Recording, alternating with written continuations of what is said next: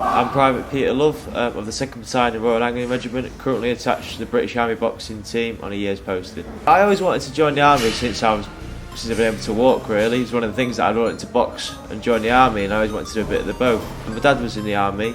He served 12 years ago, like in the same battalion as what I was. So as soon as I was old enough to join, I left school and joined the army. Went from there. I did my training for 2 years at Harrogate and Catterick. When I passed out of there, I went to my unit for about a year and a half. And then I got poached to come down on the boxing team, and I had a couple of bouts for the boxing team representing the army. And I did quite well and won both of them. And then Jason brought me down onto the full team after that. You mentioned about your dad being in the army as a boxer. Is he quite a big inspiration for you? Yeah, he is massively. Yeah. What's the connection between like your dad and you boxing? Yeah. You know, if you just sort of explain a little bit about. Yeah, I guess it's one of them things, you know, where like father, like son, I guess, but like me wanting to make my old man proud and my old man wants to be proud of me. I guess it's kind of just taken over the family. But when I was a kid, like he always used to stick the gloves on me, like do a bit of training with me, some pads and that. So I guess I was brought up in that environment straight away. And he took me to the boxing gym when I was 9 years old, and I loved it, and I really wanted to do it just for him. And over time, you know, he started coaching, and he was doing my corners for my junior bouts. And over time, obviously, I wanted to join the army, and I wanted to be in the same regiment and battalion as what he did, and I wanted to just kind of follow in his footsteps a bit. And from there, it's just kind of taken off, and we've both kind of gone down the same path. But even now, he still trains me when I go home, and I do my best to make him proud, really. My first boxing match, I was about 10 and a half years old, 56 kilograms, really tiny I was. And I had my first bout in Nottingham, and my dad was there doing the corner. And the decision didn't go my way, like it was both our first fights, but didn't get the win, like. But I enjoyed it. But I still, even though I lost, I was still wanting to make my dad proud, and I still wanted to keep going. And then from there, I kept getting more bouts, and the wins started coming. It just went from there, really. I wasn't quite schoolboy champion, but I competed in the ABAs when I was a junior, which is like the national tournament, and I got to the finals of my area championships. And didn't get a win again, like, but it's one of them. But again, it was like, for me at the time, it was probably like one of the biggest achievements I got, getting so far in that tournament. So yeah, that was that. What did that do for you personally in terms of confidence and? Give me a massive boost. I think that I am good enough to get further than what I can think of. And anyway, from there, it made me want to get back in the gym and try and get it next year, and just try and win it and get even further each year. But it made me really want to train harder and really go for whatever opportunity came up and try actually win things. Let's go on a little bit more where you did the ABAs, and did you get to the semi-finals of that? I got to the semi-finals. Yeah, so tell us about that sort of little journey, and also kind of what you do when you're preparing for something like the ABAs. You might need to sort of explain what ABA is though. Yeah. Well, the ABA stands for the Amateur Box Associations, which is when you say the ABAs, you kind of think of like more like the national level tournament. I think at that time when I first entered the ABAs, it was when I first got poached for the army team. I had my two assessment kind of bouts, and that's when I got brought down to the dev team to the ABAs, the national ABA.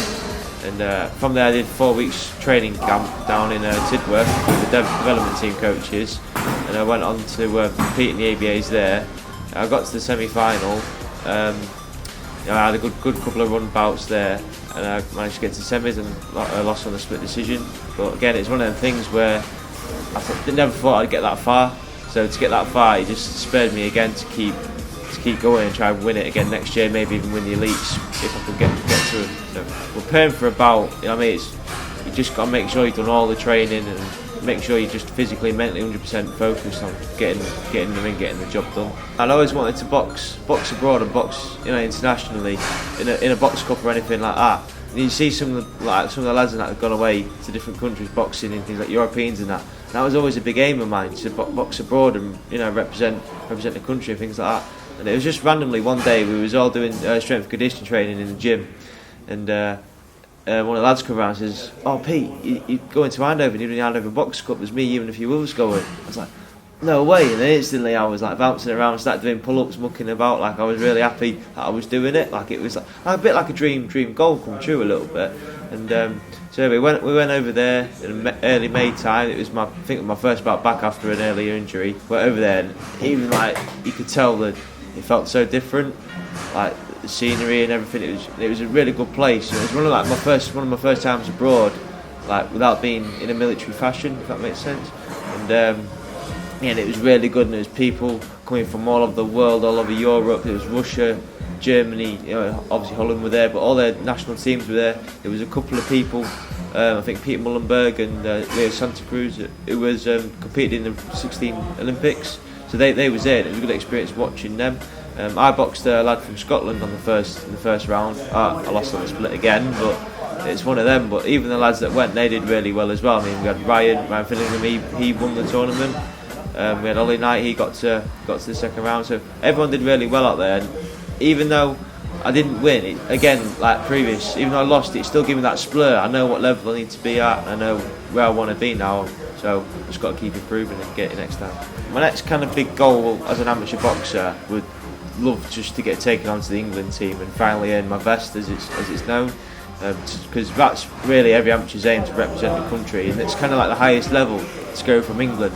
You know what I mean? To get onto the England team. From the England team, you can go to the GBs, even the World Series. Just again, it's that progression.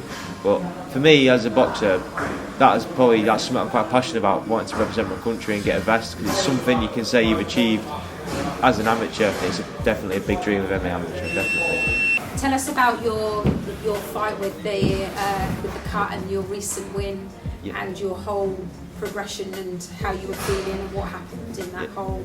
In my last bout, it was the first one of the year, and I got the win on a split decision. So it was good to get the ball rolling for the new year, definitely.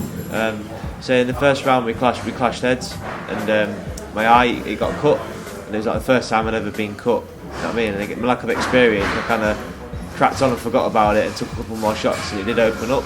But it was one of them. But I guess I've learned from it now. But I did go on and got the win, against a good boy.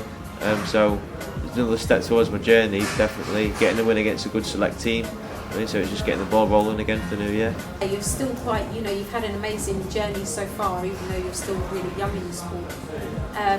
Have you had any setbacks, like physical injuries, or anything that's sort of been a bit of a hindrance? Yeah, I have. I think about last season, I injured my thumb. I snapped the tendon in my thumb, and I couldn't do any punching with my right hand for months. I was nearly a year out. It was so frustrating, because it was one of the things where I felt like I was falling back a lot. I never got a chance to really improve. I say improve, to break it back down and really go back to the technical. It helped me improve by slowing everything down. But in terms of where I want to be, my dream goals and that, it held me back a bit within getting the bouts and things like that. But as soon as it come off, I was straight back in. That's when I boxed in Eindhoven, and I was really happy to get back in. But again, it's one of the things where the injury, it's one of the things, it's happened. You've just got to deal with it. But again, it was a blessing in disguise, because like I say, it really stripped me back down to basics, and it got me them little mistakes I was doing.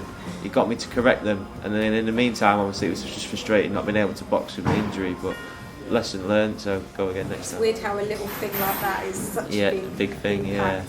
What would you say are the qualities that have kept you ahead of your game, or that determination or commitment? What would you say is key, or has been key in growing in your journey? I think the biggest kind of key for my journey, I think, is my determination, my commitment to the sport. I think where I am, I always want to improve, and I will not, I'll box anyone, that determination just to have it, because I won't leave the gym, I'll always be in the gym doing extra, you throw 5 punches, I'll be throwing 10 punches. I think that's key to any boxer, because you've really got to want it, and I think with that determination and wanting to go as best as you can get, you step in a ring 100% physically and mentally ready, knowing you couldn't have done any more.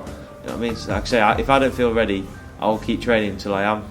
So it's like, you have to go like that. What's it really like being part of the Army boxing team? It's brilliant, really. There is nothing better, really, to chase what you love and get paid for it at the same time. And it's like top level down here as well. So it's perfect for anyone that loves boxing in the Army. So down here is definitely where you want to be. It's the dream to be down here. I love it down here. All the lads, get on with all the lads and the girls and everything. The coaches, they're all top coaches. Everyone gets on with each other. It's just really good. I think my number one piece of advice is just not give up. Just really stick at it. Times go slow. Some go, you know what I mean, you have opportunities where you get on top of the world, but it's one of them things where you've just got to keep digging away at it and just never give in, because an opportunity just comes around the corner just like that. And I've learnt so many times where I've plateaued and then all of a sudden something just aces happen. So it's definitely another piece of advice, just don't give in, just keep training hard and let everything else fall in place.